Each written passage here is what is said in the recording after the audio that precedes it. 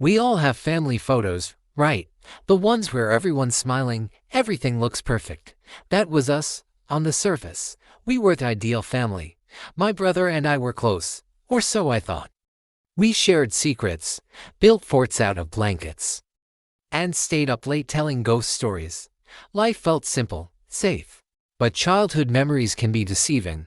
Looking back, the cracks were there long before I noticed them.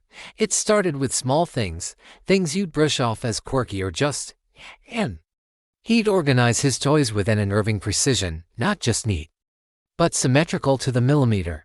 If I moved one, even slightly, he wouldn't get angry. He'd just stare at it, then at me, with this cold, empty look until I put it back. Then there were the whispers. I'd catch him talking to himself, not in a playful way, but in hushed, serious tones, as if he were strategizing.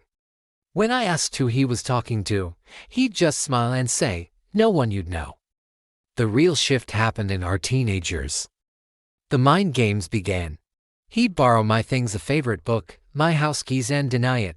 Days later, they'd reappear in plain sight, right where I left them.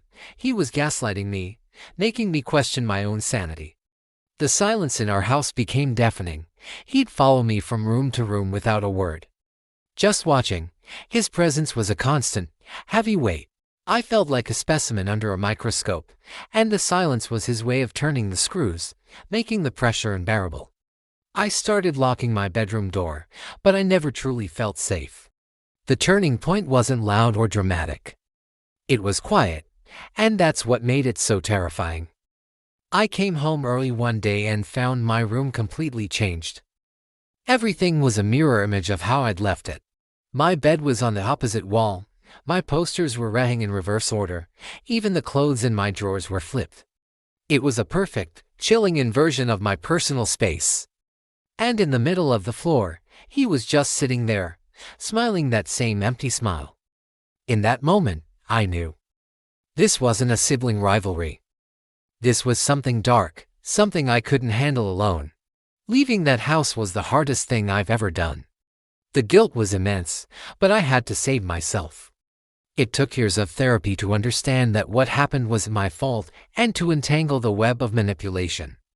Healing is a long road, but it starts with acknowledging the truth, no matter how painful. If you feel like something is wrong, trust your gut. Your safety matters. Please, if you're struggling or feel unsafe, reach out for help. You are not alone, and there is a way forward. Thanks for listening.